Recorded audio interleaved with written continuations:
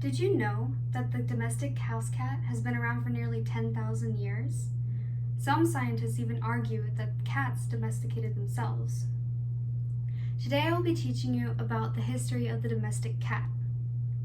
According to an article on the International Cat Care website that was published on October 5th, 2018, the first evidence of human stores of grain come from Israel about 10,000 years ago, and it is known that the development of grain stores caused an accumulation and rise in the population of the house mouse. It is this rise in the rodent population that is thought to have first attracted wild cats into close proximity with humans and led to their subsequent taming. The domestic house cat isn't only great at rodent control, but they also make wonderful companions in many homes across the world. Being a domestic cat owner myself, I have done lots of research on the history of these fluffy little felines, so this will make me more qualified to tell you about the history of the domestic cat. In this speech, I hope to teach you more about the history of the domestic cat.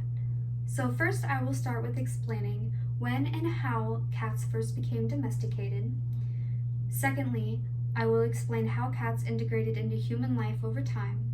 And lastly, I will explain what the domestic cat looks and acts like today.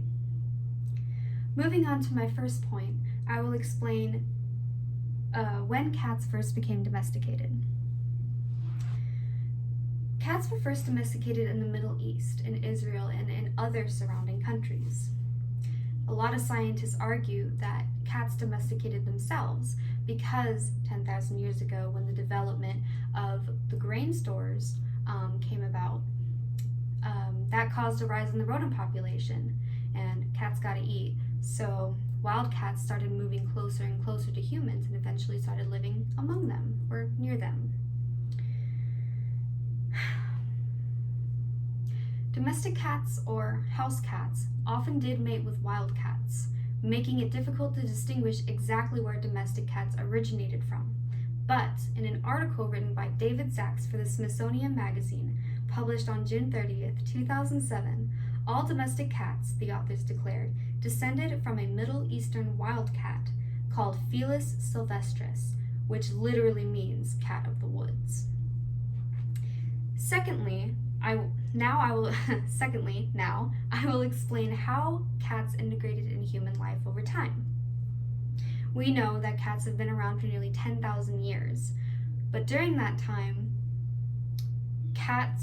humans created a negative aura for cats. According to an article written by David Sachs for the Smithsonian Magazine, published on June 30th, 2007, cats came to be demonized in Europe during the Middle Ages. They were seen by many as being affiliated with witches or the devil, and many were killed in an effort to ward off evil.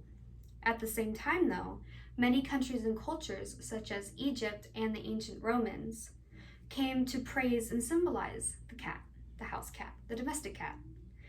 During Bastet, who was the Egyptian goddess of love, to kill a cat meant to be sentenced to death.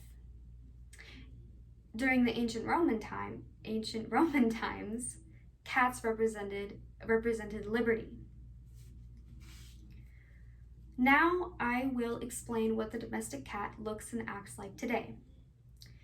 Domestic cats and wild cats don't always look the same, but the origin cat, the Felis sylvestris, closely resembles a domestic tabby cat, but this Felis sylvestris has a lighter, sandier colored coat.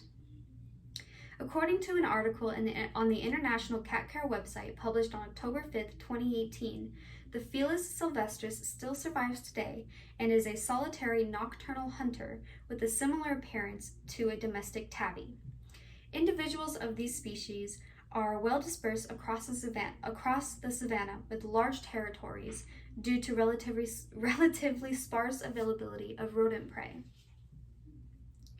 Most indoor domestic cats don't have the luxury of going outside and chasing squirrels or chasing birds, but I mean, most domestic cats are too scared to go outside anyways. Most domestic cats nowadays are a lot more docile, and you can pet them and touch them. And just like my little kitty cat, sleeps all day. Now that I've taught you more about the history of the domestic cat, let's conclude. First, I explained how cats first became domesticated.